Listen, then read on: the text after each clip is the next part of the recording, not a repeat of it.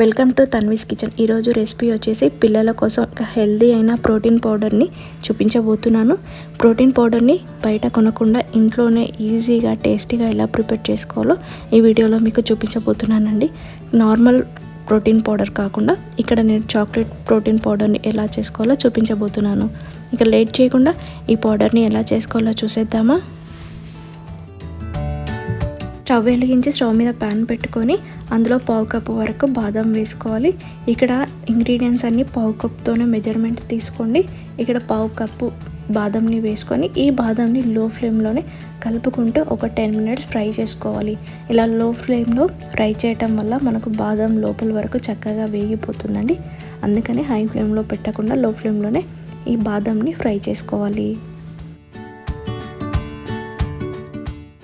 చూడండి, మనకు బాదం కలర్ మారడం స్టార్ట్ అయింది కదా, ఇంకాస్త వేగితే సరిపోతుందండి। చూడండి, బాదం చక్కగా వేగిపోయిందండి। ఇప్పుడు వీటిని ఒక ప్లేట్లోకి వేసేసుకుందాం।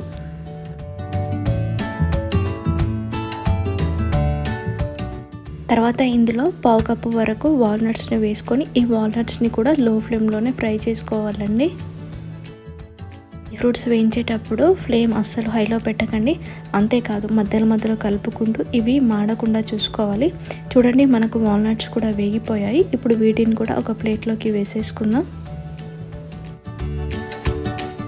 తర్వాత ఇందులో పావు కప్పు వరకు జీడిపప్పును కూడా వేసుకొని ఈ జీడిపప్పును కూడా ముందుగా మనం డ్రై ఫ్రూట్స్ ఎలా వేయించామో ఈ జీడిపప్పును కూడా అదే విధంగా ఫ్రై చేసుకోవాలి। పప్పు కూడా వేగిపోయిందండి, వీటిని కూడా ఒక ప్లేట్లోకి వేసేసుకుందాం। ఫైనల్గా పిస్తా పప్పును కూడా పావు కప్పు వరకు తీసుకొని ఈ పిస్తా పప్పును కూడా లో ఫ్లేమ్లోనే కలుపుకుంటూ ఫ్రై చేసుకోవాలి।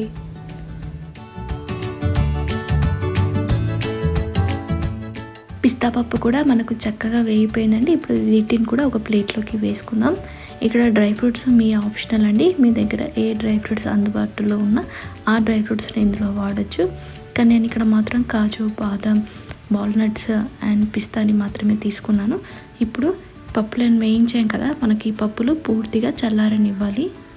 పప్పులన్నీ చల్లగా అయిన తర్వాత ఒక మిక్సీ జార్ తీసుకొని అందులో మొదటగా బాదంని వేసుకోవాలి। ఇప్పుడు మిక్సీ జార్ మూత పెట్టేసి ఈ బాదంని మిక్సీ పట్టుకోవాలి। మనం మిక్సీ పట్టేటప్పుడు ఒకేసారి పౌడర్ అయ్యేటట్టు మిక్సీ పట్టుకోకుండా మధ్యలో ఆపుతూ మిక్సీ పట్టుకోవాలి। ఇలా చేయటం వల్ల మనకు ఈ పప్పులో నుంచి ఆయిల్ రిలీజ్ అవ్వదండి, అందుకని మధ్యలో ఆపుకుంటూ ఈ పప్పులన్నిటిని మెత్తని పౌడర్లా చేసుకోవాలి। 5-10 మినిట్స్ గ్యాప్ ఇచ్చి మిక్సీ పట్టడం వల్ల మనకి డ్రై ఫ్రూట్స్ పౌడర్ పొడిగా ఉంటుందండి। చూడండి, బాదంని ఈ విధంగా ఫైన్గా పౌడర్ చేసుకున్న తర్వాత ఈ పౌడర్ని ఒక ప్లేట్లోకి వేసుకుంటున్నాను। అదేవిధంగా వాల్నట్స్ని కూడా పౌడర్ చేసుకోవాలి।